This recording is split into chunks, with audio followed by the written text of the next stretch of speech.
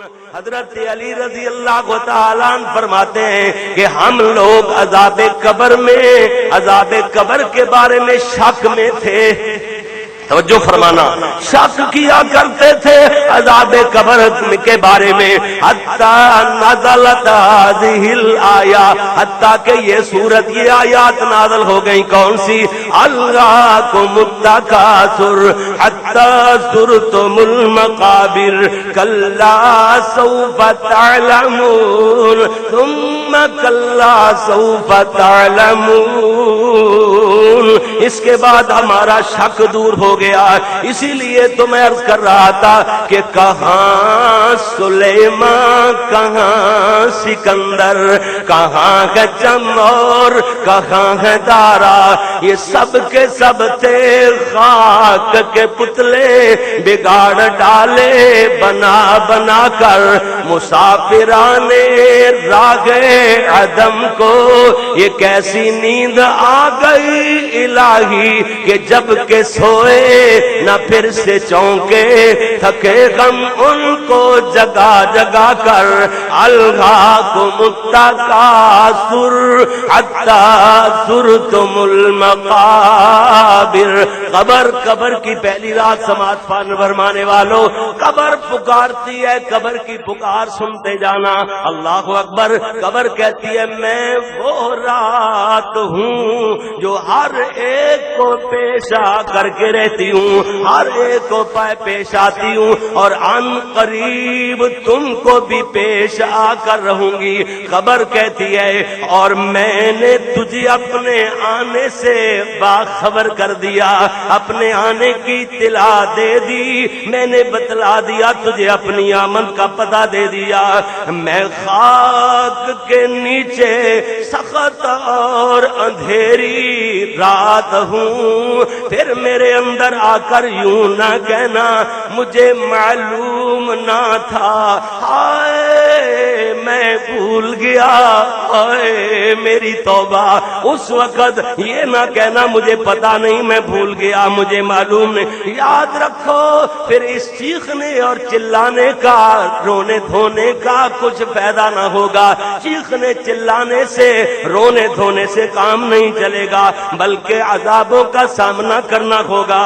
اگر روشنی چاہتا ہے قبر کے اندھیرے کے لیے، چراغ حیدرآباد سے لے کر کے آنا، حیدرآبادیا کراچی میں بسنے والے کراچی سے چراغ لے کر کے آنا، کہاں سندھ کے مختلف علاقوں اور اضلاع میں بسنے والے ادھر سے چراغ لے کر کے آنا. ارے دنیا میں رہنے والے چراغ روشنی چاہتا ہے تو ادھر سے لے کر کے آنا. یاد رکھو یہ چراغ جلتا گئے نماز کے ساتھ، یہ چراغ جلتا گئے روزے کے ساتھ. اس میں آئل کوئی سرسوں کا آئل، اس میں ڈیزل یا مٹی کا آئل استعمال نہیں ہوتا. یہ چراغ جلے گا حج کے ساتھ جلے گا، زکوٰۃ ادا کرنے سے جلے گا. یہ چراغ جلے گا، یہ قبر میں کام آئے گا. رات کے اندھیرے میں تہجد پڑھنے سے چراغ جلے گا. یہ چراغ جلتا ہے قرآن کی تلاوت سے، یہ چراغ جلتا گئے نیک اعمال سے، یہ چراغ جلتا گئے نبی کی اطاعت اور فرما برداری سے، یہ چراغ جلتا گئے نبی صلی اللہ علیہ وسلم کی اطاعت کرنے سے، اور یہ چراغ جلتا گئے اپنے نفس کی مخالفت سے. پھر میں کیوں نہ کوئی کہوں کر زمین کے نیچے جانے کی بھی فکر، کر زمین کے، قبر کی پہلی رات ہے نا، کر زمین کے نیچے جانے کی بھی فکر. اونچے اونچے یا تو نے بنوائے محل، روشنی قبر کا سامان کر، کام جو کرنے ہیں کر لے آج کل. بس پھر موقع نہیں. اس کے بعد اللہ نے مہلت دیے. میرے اور آپ کے پیارے محبوب محمد سب کہہ دو صلی اللہ علیہ وسلم. میرے اور آپ کے پیارے محبوب صلی اللہ علیہ وسلم فرماتے ہیں کہ قبر پر کوئی ایسا دن نہیں گزرتا کہ جناب کہ جس دن وہ یہ اعلان نہ کرتی ہو کہ جناب اے ابن آدم تو مجھے بھول گیا، میں تنہائی کا گھر ہوں، میں وحشت ناک گھر ہوں، میں تنگی کا گھر ہوں اور کیڑوں مکوڑوں کا گھر ہوں. جنہوں نے نہیں بھولا یہ قبر کا مقام، یہ قبر اندھیروں والا وحشت ناک مقام جو نہیں بھولے، ان کی ایک مثال دیتا چلا جاؤں نالج کے ساتھ. دیکھنا ایک بندہ آتا گئے، ایک بدوی آیا، عرابی آیا، حضرت حسن سب کہہ دیں رضی اللہ تعالیٰ، نواسہ رسول حضرت حسن رضی اللہ تعالیٰ عنہ کے پاس ایک بدوی آتا گئے، آ کر کے کہتا ہے پیارے حسن میرا اونٹ گم ہو گیا ہے، مجھے بیت المال سے اونٹ دلوا دیجئے، میں محنت کروں گا، مزدوری کروں گا، اونٹ کے پیسے اس کی رقم واپس کر دوں گا، میرا بھی کام چل جائے گا، ادھار لیتا ہوں واپس کر دوں گا، بھیک نہیں مانگنا، بھیک نہیں مانگتا ہے جی، ادھار لوں گا، ادھار ہے جی، محنت مزدوری کرنے والا ہوں. اللہ اکبر. حضرت حسن فرماتے ہیں ٹھیک ہے یہ بھی میں امیر المومنین سے بات کروں گا، پہلے تو آپ مہمان ہیں بیٹھے کھانا کھلاتے ہیں، آپ کو کھانا کھلاتے. کھانا لینے کے لیے چلے گئے، دیکھتے ہیں مسجد کے کچے سین میں ایک فقیر سا بیٹھا ہے، پھٹے ہوئے کپڑے ہیں، غبار آلود اس کے چہرے پر غبار ہے، اٹا ہوا چہرہ اور پھٹے ہوئے کپڑے. ایک فقیر بیٹھا ہوا ہے، غور سے دیکھتے ہیں تو یہ فقیر نہیں یہ تو امیر لگتا ہے. ضمیر کی آواز یہ ہے کہ یہ تو امیر ہے فقیر نہیں، برکہ دیکھنے میں فقیر ہے. ایک پیالہ لکڑ کا رکھا ہوا ہے اس میں پانی، اپنی گتھلی تھیلی سے نا کچھ ٹکڑے خشک ٹکڑے وہ اس میں بھگوتا ہے، پانی میں جب گیلے ہو جاتے ہیں بھیگ جاتے ہیں وہ اس کو کھا لیتا ہے. یہ کھانا لے کے آئے حضرت حسن رضی اللہ تعالیٰ عنہ. کھانا مہمان کے لیے بڑا پرتکلف تھا، اس میں سرید بھی تھا، کچھ شوربہ بھی تھا، کوئی گوشت وغیرہ بھی تھا، اچھا کھانا پنیر وغیرہ، اچھا کھانا روغن بھی تھا کچھ.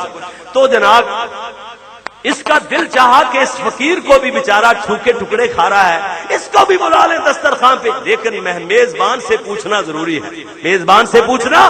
وہ کہتے ہیں حسن یہ فقیر ہے مسجد میں بیٹھا ہوا، اس کو بھی بلا لیں دسترخوان پہ. حضرت حسن فرماتے ہیں یہ فقیر نہیں یہ تو امیر ہے، یہی تو امیر المومنین حضرت علی رضی اللہ تعالیٰ عنہ.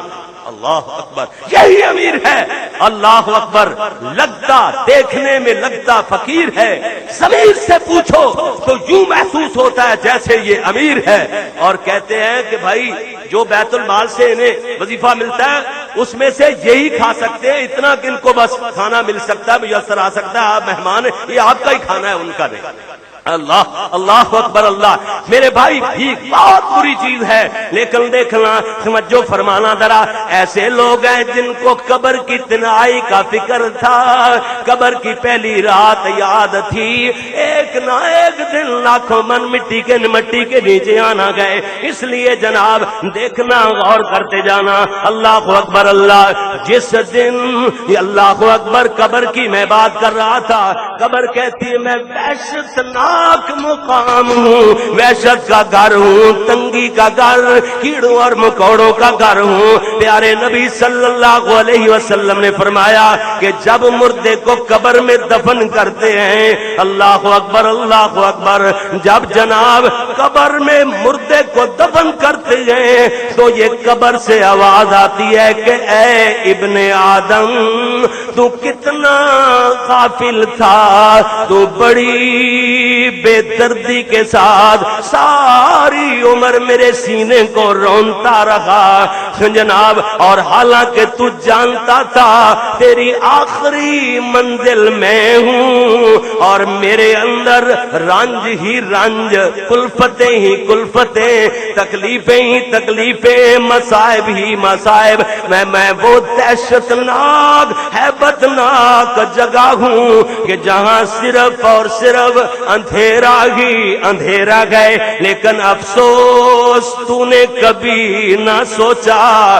قبر کہتی ہے میں مرنے والوں کے کفن پھاڑ دیتی ہوں، اللہ اکبر، اور پھر ان کے بدن کے ٹکڑے ٹکڑے کر دیتی ہوں اور آدمی کے جوڑ جوڑ جدا کر دیتی ہوں۔ پھر کیا کسی جناب شاعر نے پنجابی زبان میں کیا نقشہ کہتا ہے، اے دل غافل کد تک ویکھے دوئے تازیاں باغ باراں، اے غافل دل کب تک دیکھتا رہے گا تو یہ تازی باغ و بہار، یہ تازہ قسم کی باغ و بہار کب تک دیکھتا رہے گا؟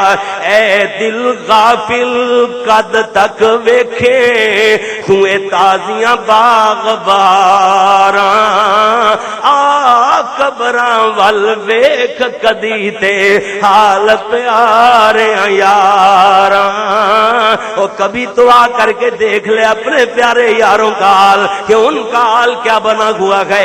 اے دل غافل، اب تو سمجھ آ گیا نا جن کو، اے دل غافل کب تک دیکھیں توے تازیاں باغ باراں، آ قبراں ول ویکھ کدی تے حال پیاریاں یاراں۔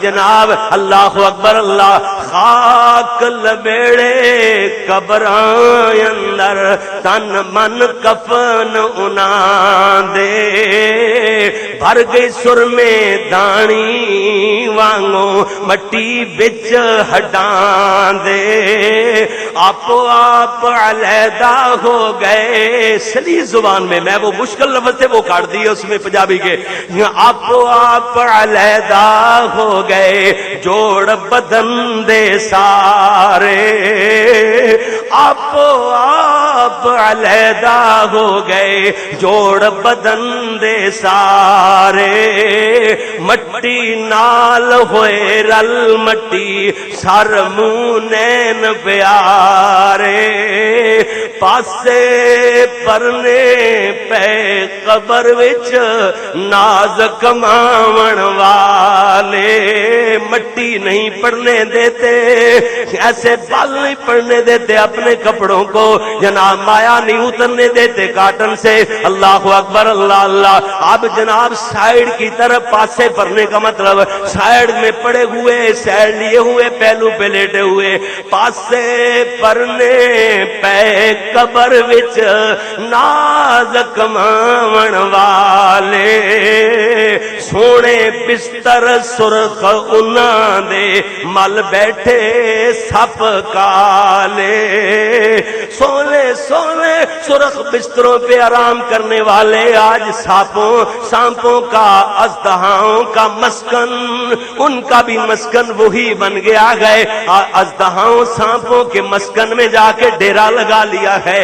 یہ کیا مطلب اس کا کہ پاسے پرنے پہ قبر وچ نازک ماون والے، سونے بستر سرخ انہاں دے مل بیٹھے سپ کالے، بڑے بڑے محبوب پیارے گل رخسار بتھیرے، ایسے رخساروں سے خون چڑھتا تھا، ایسے جناب سرخ رخساروں والے بڑے بڑے محبوب پیارے گل رخسار بتھیرے، پیلے ہو گئے کینسر وانگوں موت جدوں آ گھیرے، رنگتاں اڑ گئیں سرخیاں ختم ہو گئیں، اب تو ڈرونی سی شکل بنی ہوئی ہے۔ اللہ اکبر، قبر میں دفن کرنے کے بعد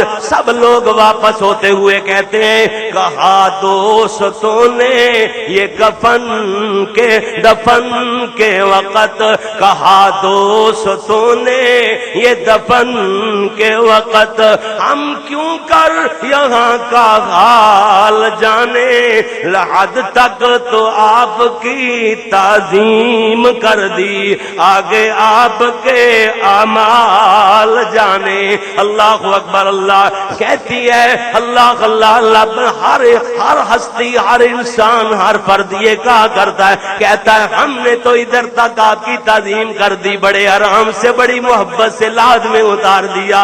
اللہ اکبر۔ اللہ اللہ، حد تک تو آپ کی تعظیم کر دی، آگے آپ کے اعمال جانے۔ قبر کی پہلی رات شادی میں ایک جناب موت اور شادی کا تقابل کیا گیا ہے۔ جناب شادی میں بھی موت کی ایک جھلک نظر آتی ہے۔ دیکھنا لوگ الوداع کا لفظ بولتے ہیں، رخصت کرنا یعنی بیٹی والے بیٹی کو رخصت